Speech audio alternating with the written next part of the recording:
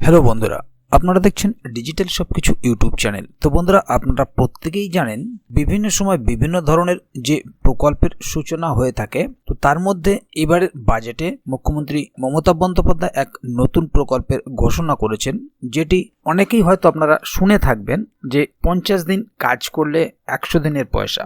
অর্থাৎ কেন্দ্র সরকার যেখানে 100 দিন কাজের সুযোগ দিয়েছিলেন বছরে, এবং সেই টাকা গ্রাহকদের অ্যাকাউন্টে না ঢোকায় সেই সমস্ত টাকা মুখ্যমন্ত্রী মমতা বন্দ্যোপাধ্যায় দিয়েছেন গ্রাহকদেরকে, এবং তিনি এবারে 50 দিনের কাজের ঘোষণা করেছেন বছরে, এবং সেই 50 দিনের কাজ চালু হতে চলেছে। তো কারা কারা সেই কাজ পাবেন এবং কবে থেকে শুরু হবে, এই বিষয় নিয়ে আজকের ভিডিওতে আলোচনা করব।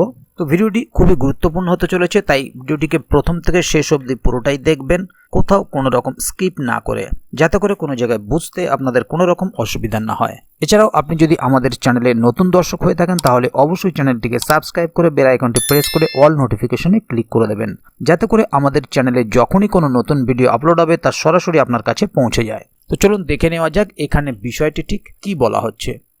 এখানে দেখুন, একটি আর্টিকেল প্রকাশিত হয়েছে, 50 দিন কাজ করলেই পাবেন 100 দিনের টাকা, নতুন প্রকল্পের ঘোষণা মুখ্যমন্ত্রীর। এই মুহূর্তে 100 দিনের কাজ প্রকল্পের বকেয়া টাকা নিয়ে উত্তপ্ত রাজ্য রাজনীতি। কেন্দ্রের বিরুদ্ধে গরিব মানুষের টাকা না দেওয়ার অভিযোগ তুলেছে রাজ্যের শাসক দল তৃণমূল। এই প্রকল্পের অর্থ নিয়ে রাজ্যের শাসক দল ও স্থানীয় প্রশাসন ব্যাপক দুর্নীতি করেছে বলে অভিযোগ। আর তাই কেন্দ্রীয় সরকার দীর্ঘদিন ধরে 100 দিনের কাজ প্রকল্পের বকেয়া অর্থ দিচ্ছে না, ফলে সমস্যায় পড়েছে গরিব মানুষরা। এবার তারই পাল্টা 50 দিনের কাজ প্রকল্প নিয়ে এলেন মুখ্যমন্ত্রী মমতা বন্দ্যোপাধ্যায়, যার নাম দেওয়া হয়েছে কর্মশ্রী। গত 8 ফেব্রুয়ারি রাজ্য বাজেট পেশের সময় অর্থ প্রতিমন্ত্রী চন্দ্রিমা ভট্টাচার্য কর্মশ্রী প্রকল্পের কথা ঘোষণা করেছিলেন, কিন্তু তার রূপরেখা সম্বন্ধে বা কত টাকা করে দেওয়া হবে সেই বিষয়ে বিস্তারিত কিছু জানাননি। সম্প্রতি পূর্ব মেদিনীপুর জেলা সফরে গিয়ে একগুচ্ছ সরকারি প্রকল্পের উদ্বোধন করার পাশাপাশি এই কর্মশ্রী প্রকল্পের চূড়ান্ত রূপরেখা সকলের সামনে আনেন মুখ্যমন্ত্রী মমতা বন্দ্যোপাধ্যায়।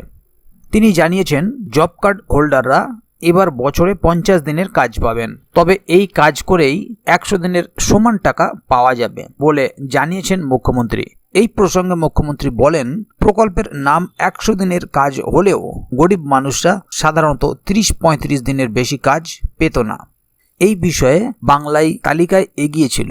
কেন্দ্র টাকা দিচ্ছে না বলে গরিব মানুষের দুঃখ দূর করতে আমরা এগিয়ে এসেছি। এক্ষেত্রে বছরে 50 দিন কাজ দেওয়া হবে, তবে 100 দিনের কাজের সমান টাকাই দেবে রাজ্য সরকার। মুখ্যমন্ত্রী এও জানান, যাদের জব কার্ড আছে তারাই কেবলমাত্র এই প্রকল্পে কাজ পাবেন। কর্মশ্রী প্রকল্পের পুরো টাকাটাই রাজ্য সরকার বহন করবে বলে মুখ্যমন্ত্রী জানিয়েছেন। 2024-25 অর্থবর্ষে 75 লক্ষ জব কার্ড হোল্ডারকে কর্মশ্রী প্রকল্পে কাজ দেওয়া হবে বলে ঘোষণা করেন মুখ্যমন্ত্রী। আগামী এপ্রিল-মে মাস থেকে কর্মশ্রী প্রকল্পের কাজ শুরু হয়ে যাবে।